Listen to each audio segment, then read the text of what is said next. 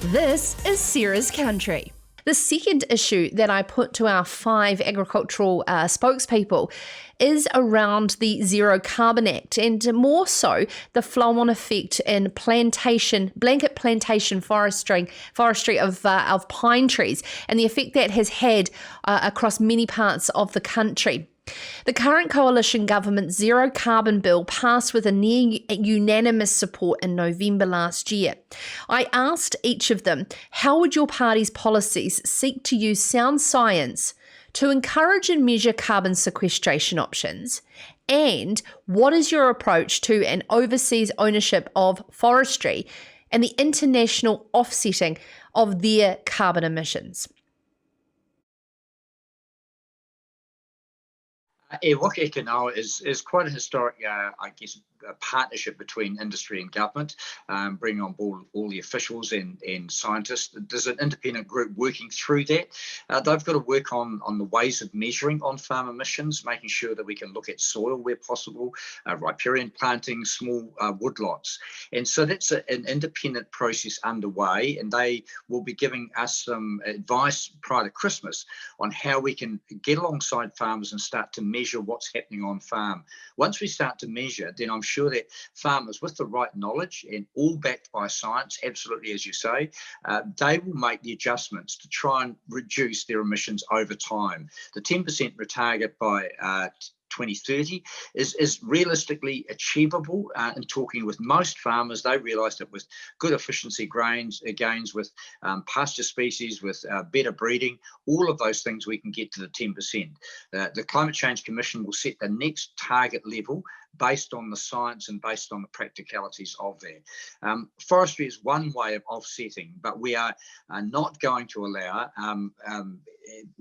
farms to be purchased and planted. Anything under Class 5 will have to go through a checking process. The National Environment Standard laid out by the previous government basically allowed forestry to be planted anywhere without any checks. We believe the council should have the ability to say, no, we don't think that farm that's Class 5 and under a better quality land should be able to be planted.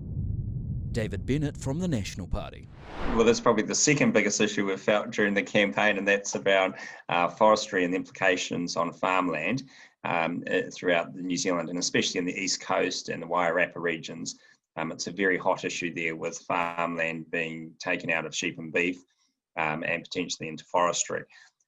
So we've made it very clear that we're going to remove that exemption that's in the Overseas Investment Act, which gives a streamlined process for overseas investors that want to buy land for forestry purposes or forestry rights. So essentially, the government brought in a ban on overseas buyers, but gave an exemption in there for forestry. We want to take that out.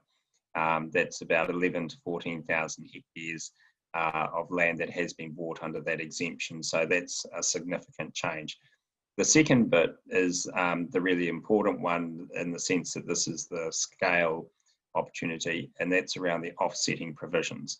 So at the moment, CO2 emitters can buy a bit of land, put forestry on it, and offset that against their emissions. New Zealand's one of the few countries that allow that to happen, and we want to review that. So we're putting people on notice effectively that those rules will be reviewed and take into account what we need to see to make sure there's a balanced approach in the economy. Now, in no way is that to the detriment of forestry as such. Plantation forestry is an important part of our primary sector.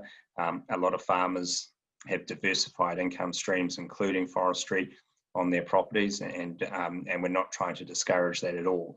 But what we are looking at is where companies are using that offset provision by buying pasture land to plant trees.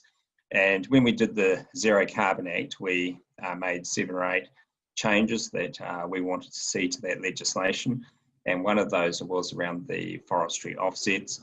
We wanted to review those rules to make sure that they are fit for purpose. So although we did vote for the Zero Carbon Act, and I think, as you said, near unanimous support, and it needs to happen for the sake of New Zealand and any exporter will tell you if we didn't do it, then we'd probably be in trouble with our export markets.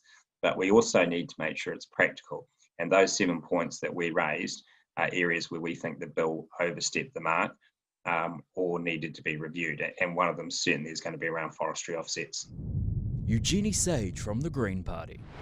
Kia ora. So I know that Beef and Lamb for a long time has wanted the ETS changed so that things like riparian planting, areas of Indigenous vegetation on farm can be recognised in terms of their carbon credits.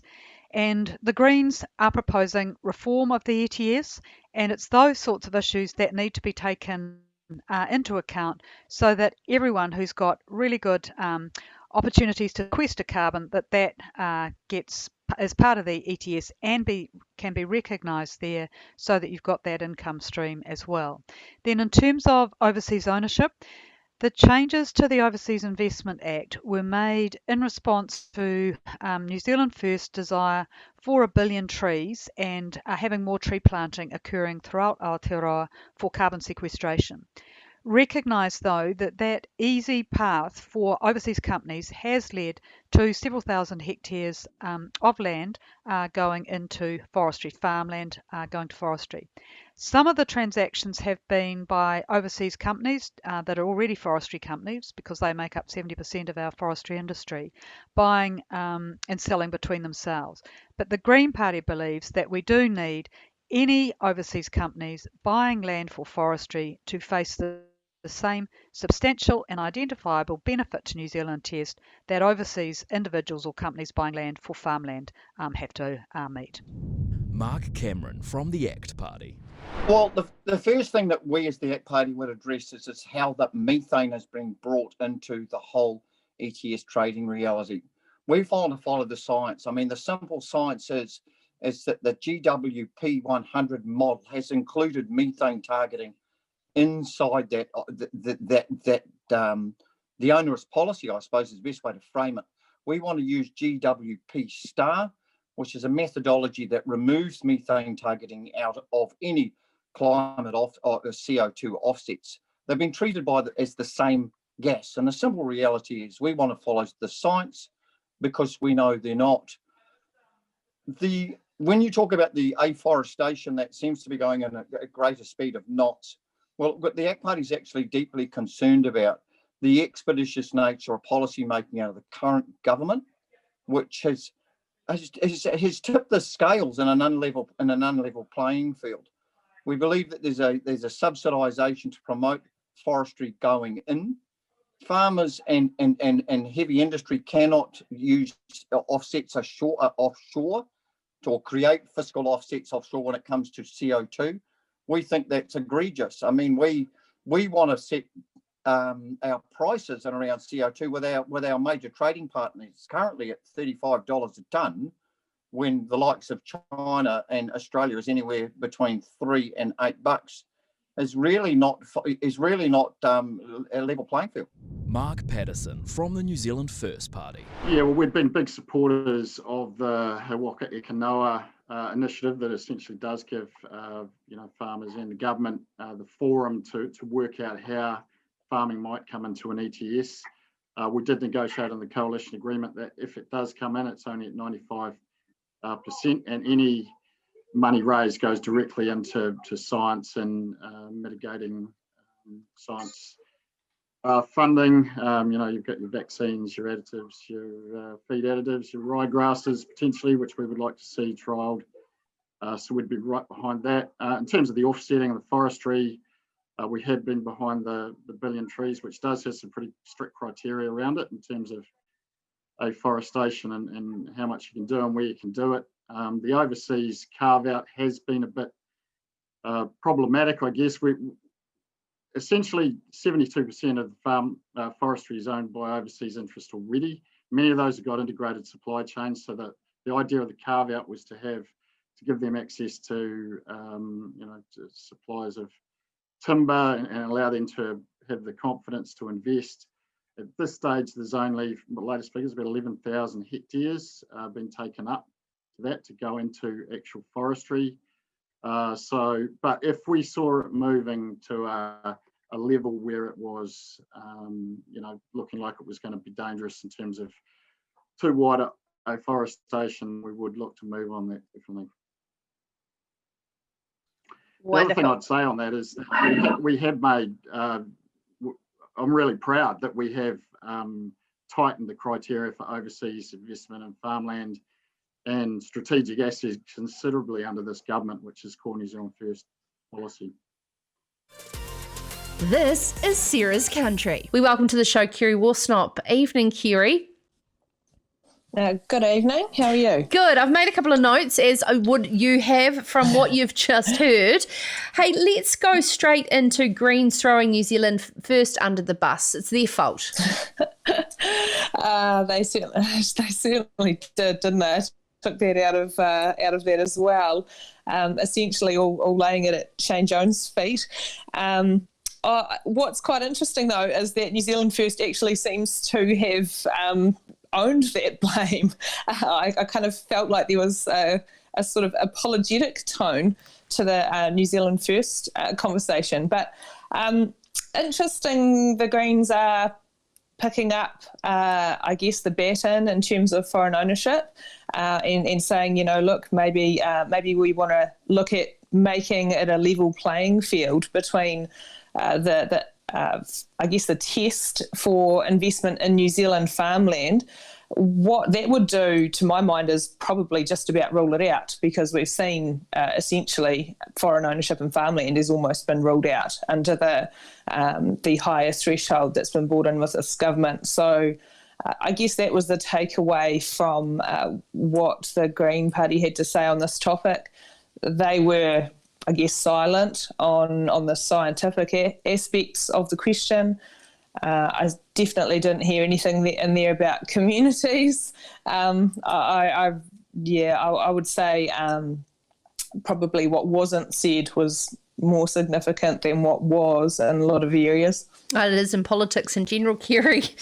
Let's get to Mark Cameron. He was straight off the back, straight into science and the methane calculation that we're using, encouraging the GWP STAR methodology. This is Mark Cameron from ACT. For those who are not familiar around what we're calculating and what scientific methodology we're using, why is this important? So for the international agreements, typically there's an agreed metric that everybody is supposed to apply, and for a long time that has been accepted to be GWP 100. What that does is it tries to equate methane, which is very different to carbon dioxide. It tries to come up with essentially something that can make them comparable, or can give an idea of the relative impact of methane in the context of carbon dioxide. The reality is it's very, very difficult and messy to try and do that, and you do end up with a lot of inaccuracies. It's reasonably well acknowledged, and I think there's an awful lot of support internationally growing in terms of a push to, particularly for methane, use a metric that actually reflects the warming impact of methane. What it does in an environment where methane emissions are decreasing, GWP relative to GWP STAR actually overstates the likely warming impact. So quite happy to see a politician, Mark, I take my hat off to him. It's quite a difficult thing to wrap your head around. He's obviously taken the time to really go through the science. I did notice they were really the only people to talk about the fact that policy has been quite expeditious. I would second that. I think a lot of the fish hooks that we have in the ETS currently are there because we didn't take long enough to do a good job of it. He also was pretty straight up about the fact that in its current form the ETS works as a subsidy for the forest sector. I didn't get that kind of narrative from anybody else. I think they've definitely done a better job of cutting to the chase. Yeah, well, I did actually make note that David Bennett from National said that New Zealand is one of the few countries in the world for international companies to buy our land and offset their international carbon credits. And he said he'd put a stop to that straight away. Yeah, yep. I did pick up on that. I think there's a lot of merit broadly in what's being said there. I think the issue I come back to is how many times the word review is used, right? So when you're really talking about an election and you really want my vote, I want to know exactly what it is that you are going to change. I don't want to know what you're going to think about changing. And so I think for, as a means of mobilising people to get out and vote national, I think they could have had a much stronger stance. I think probably ACT's done themselves a lot of favours by being very specific about what they don't like. I would say that reviewing offsets is a massive, massive part of what the ETS's problem is right now. But we needed them to come out with quite a strong position on what that would look like under a national government. And I think they could have gone a little bit further there, to be honest. It's interesting. Sorry, Kerry, I've got a comment here about, do you think that National will open the floodgates to foreign investment in farmland and forestry? It's interesting, that question coming in after that. Yeah. Interesting, whoever put that in there. I think that was quite possible to read into the little spiel we got from the National Party, because they completely steered away from that question. And while we had it from a number of our other speakers, we did not really get any comment on whether or not National was looking to reopen to international international purchases of farmland. I know the narrative has been that they want the level playing field to persist. So whether or not that means opening it up to everyone or shutting it down for everyone remains kind of unclear, I think, from what we just heard. And let's go to Minister for Agriculture, Damien O'Connor, straight off the back saying, look, I saw the consequences of what was going on with my coalition partners, and we, Labour, stepped in to ensure regional councils have this power of anything under Class 5. Is that practical? Is it being actually implemented?